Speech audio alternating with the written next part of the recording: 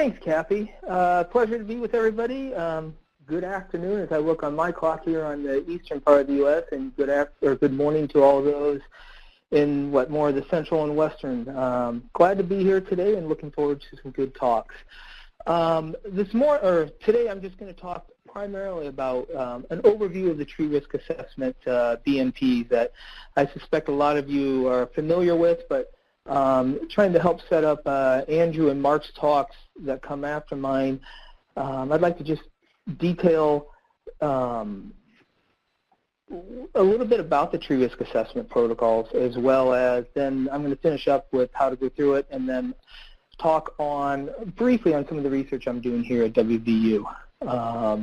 For those that aren't familiar, the ANSI series, the ANSI A300 series, American National Standards Institute, Part 9 deals directly with tree risk assessment. And I think they're in the process of a second rendition.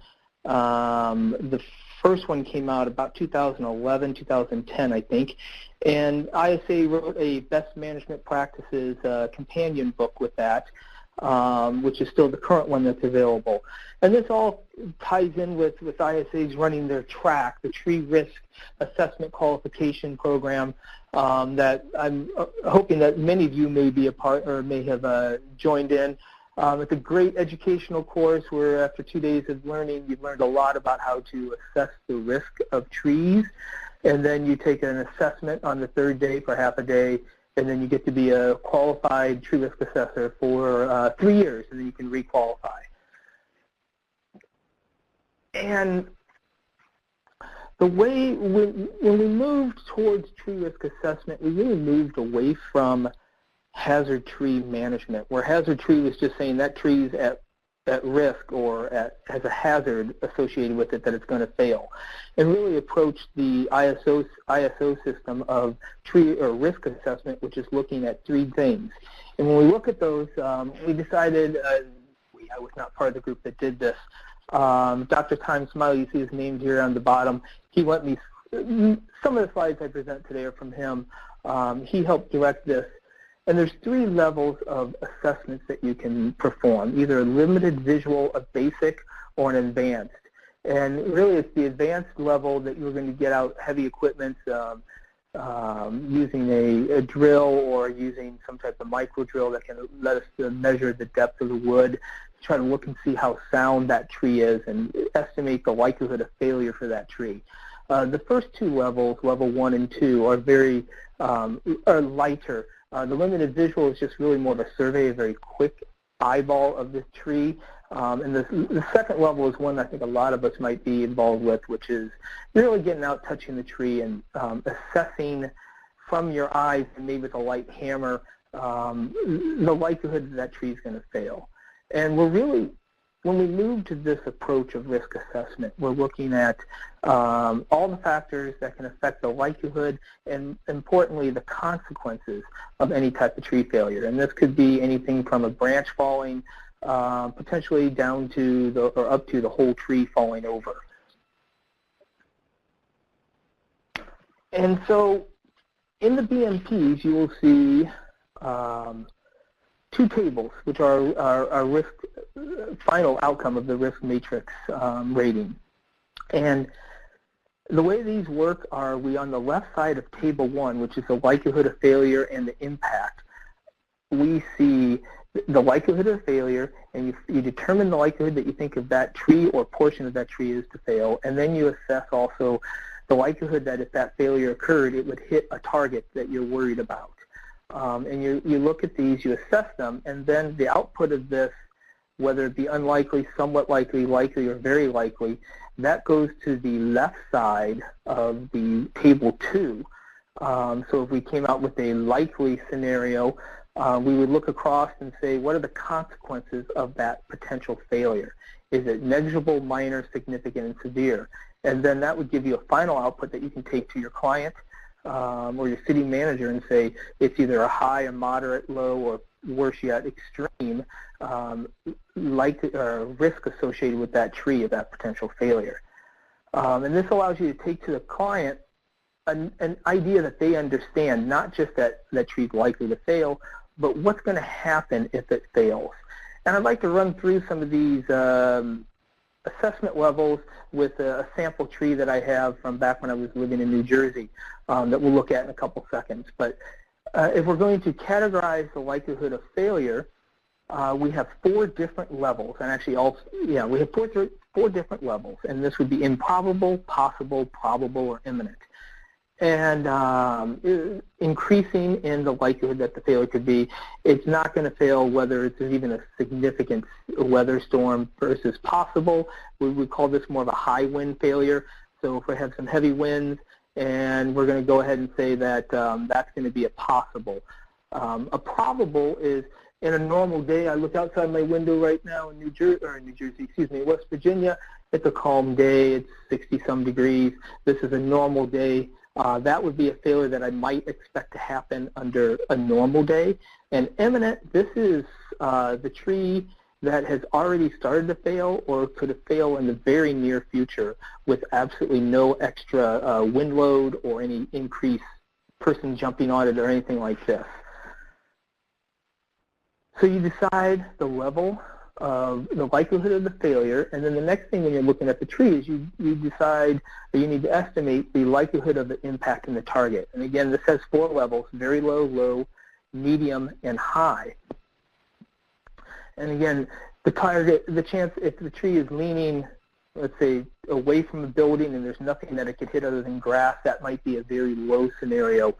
Low is that it's not likely to hit anything important, so a little bit more likely, but not very likely. Medium, it's really it may or may not hit something of importance, and high is the target is very likely to be impacted.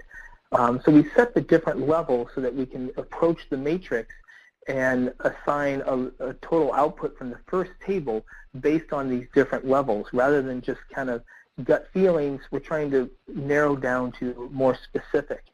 And I say this, narrow down, when we have a chance to hear Dr. Koeser, when Andrew talks, he's going to chat more about some of the work he's doing on how to assess these first 2 scenarios or levels. And so I want to look at this tree. This tree I would give as a likelihood of failure is imminent. And if you look at this, let's turn on the drawing tool. Yeah, there we go. We can see this crack that has started to form on this tree. And actually the crack, you can see it moving all up into here. And it moves all the way down this tree, actually down into the root system. Anytime you see a situation like this tree is actually in the process of failing. It may not crash to the ground for another day or 3, or it may be a month. But this tree has already failed. In biomechanics terms, this is certainly a failed tree. It's not one waiting to fail. It has already failed. So we would call this an imminent likelihood of failure. And the impact in this case would be medium. And I say that is, this is a park I used to frequent with my family as we walked around. On the right-hand side, you can see a sidewalk that is very commonly walked on in the evenings and on the weekends, but during the rest of the mornings, during school mornings, it's not that heavily utilized. And other than that, as you can see in this photo, there's really nothing else that the tree could hit other than grass. Although what you don't realize is in the background, right where I'm taking the picture, we're just leaving a playground that we used to take my daughters to all the time. So it's a medium impact. If it fell the way it would look, the way it's leaning, it's going to go directly into grass where very few people ever hit or play on, so we're not expecting anybody to get hit. But if it fell behind towards me taking the photo or away from me taking the photo, we would expect to see some type of damage, whether blocking the road or hurting somebody. So if we look at the table 1, we say it's an imminent likelihood of failure and a medium likelihood of impact in the target. We would say that the output from this table is it's a likelihood, or it's likely to fail and impact. So then we move on to table 2, which is looking at the consequences of this failure. Negligible, 4 levels again. Negligible if there's low property damage. Personal injury is unlikely. Minor, low to moderate property value. significant, moderate, high property value, and people could be injured. We're going to do more than like a minor might be hurting a fence. If I have my Porsche 911, and no, I do not have a Porsche, but if I would like to, if either something very expensive is going to be injured, or most likely there's going to be people injured, we move to significant, and severe if it's very high property, or one or more people could be injured or killed. And for the tree we're looking at, I'm suggesting that the consequence of failure for this would be severe. People could be injured, and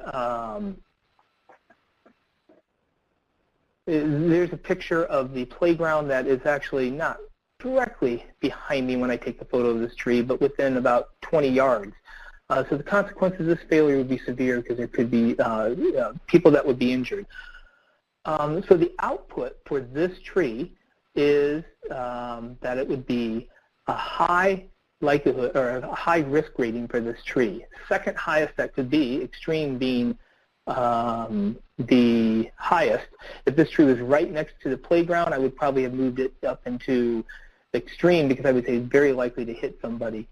But in this case, it's high, which is certainly something that you need to take note of. During the day that I took the photos, I saw one of the park one of the park workers. I pointed it out, and I was happy to see when I came back the next day, the next afternoon, this tree had been removed.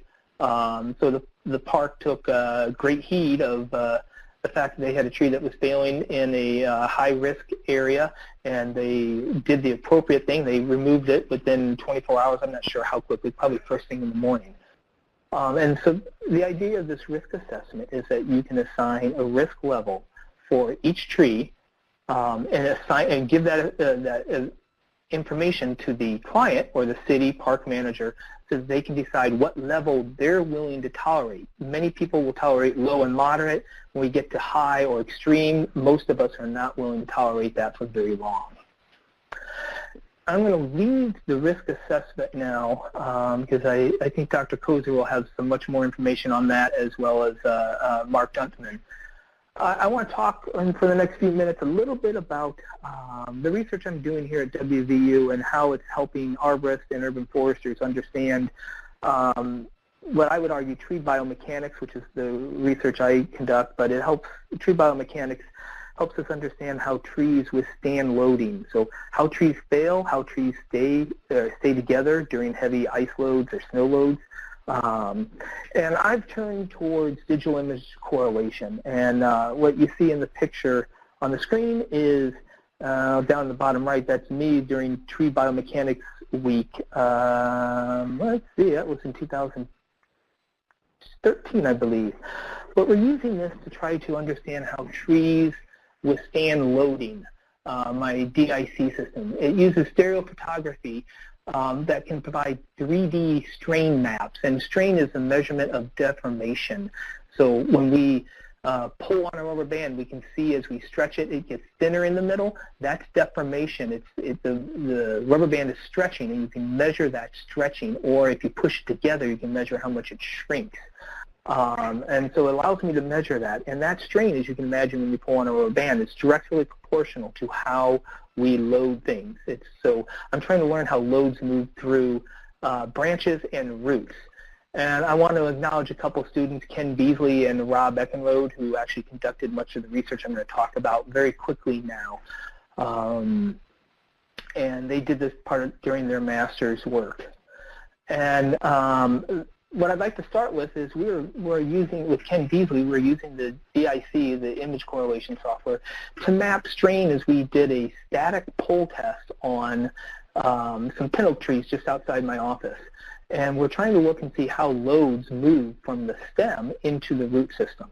And you can see on the bottom left we have a mapping of the strain, and the red would be the highest level of strain and the blue would be the lowest level of strain as we pulled these trees towards us, the viewers.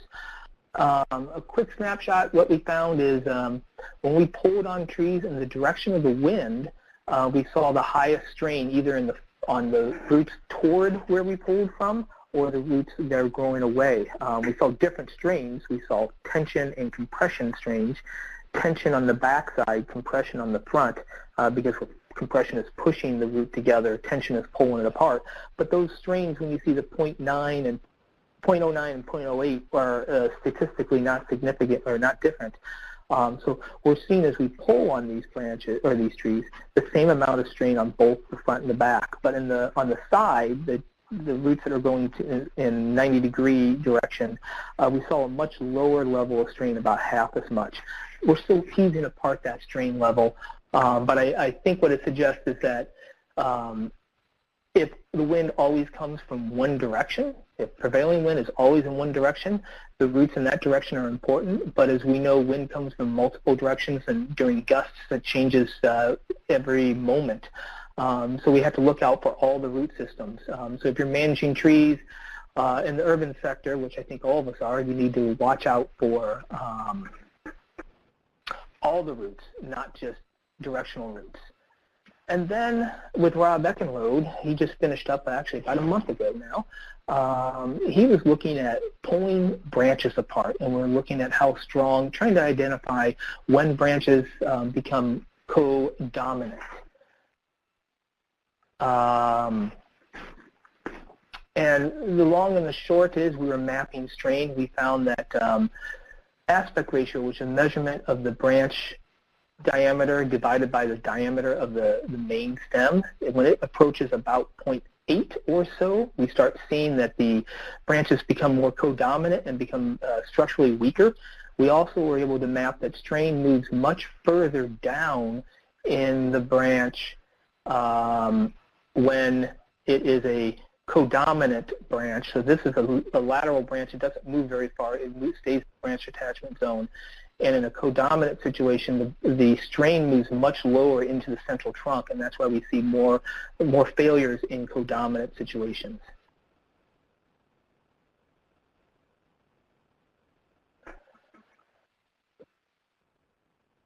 And so I just want to conclude really quickly that what we found is when we pulled on trees, we found that the inline for the wind direction was were about equal in compression and tension. But we found that torsion is something that we still need to look at. We're actually looking at more this summer to get more information. So please look for that in the future. And when we looked at co-dominant branches, if you're trying to figure out when a branch becomes co-dominant, we found that around 0.8 aspect ratio is the most important spot.